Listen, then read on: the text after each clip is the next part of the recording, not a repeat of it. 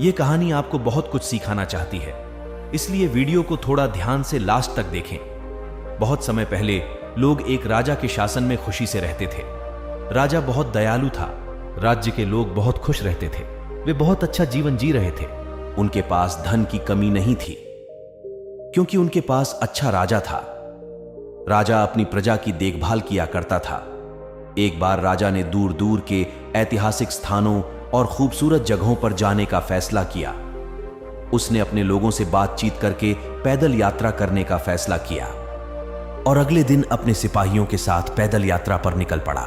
दूर दूर के लोग अपने राजा से बातचीत करके बहुत खुश हुए। उन्हें गर्व था कि उनके राजा का दिल दयालु है। उसकी प्रजा ने राजा का मान सम्मान किया। कई हफ्तों की यात्रा के बाद राजा महल में वापस आ गया।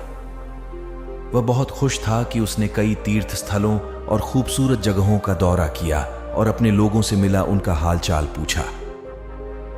हालांकि उसे एक अफसोस था कि जिन सड़कों से मैंने आज यात्रा की है, उन्हीं सड़कों से मेरी प्रजा हर रोज गुजरती है। राजा के पैरों में बहुत ज्यादा दर्द हो रहा था, क्योंकि सड़कें बहुत पत्थरीली थी, जिन पर पैदल चलना आसान नहीं था। यह उसकी पहली पैदल यात्रा थी और उसकी प्रजा हर रोज उसी सड़क से आती जाती है।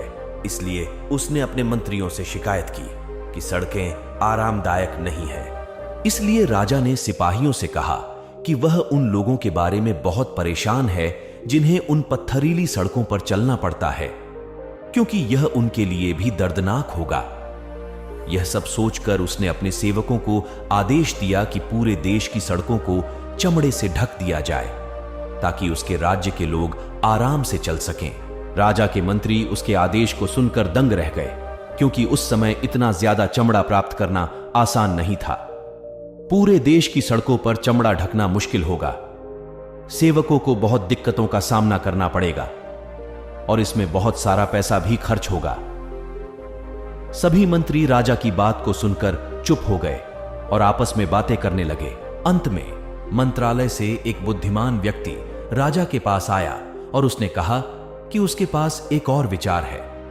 राजा ने पूछा कि क्या कहना चाहते हैं। मंत्री ने कहा, सड़कों को चमड़े से ढकने के बजाय आप अपने पैरों को ढकने के लिए उसी आकार के चमड़े का टुकड़ा क्यों नहीं कटवा लेते। राजा उसके सुझाव से बहुत हैरान हुआ। राजा को उसकी बात अच्छी लगी और उसने मंत्री के सुझाव और होशियारी की सराहना की। उसने अपने लिए एक जोड़ी चमड़े के जूते मंगवाए और अपने सभी देशवासियों से भी जूते पहनने का आदेश दिया। इससे चमड़े का कम इस्तेमाल हुआ और राजा के सेवकों की जान भी बच गई।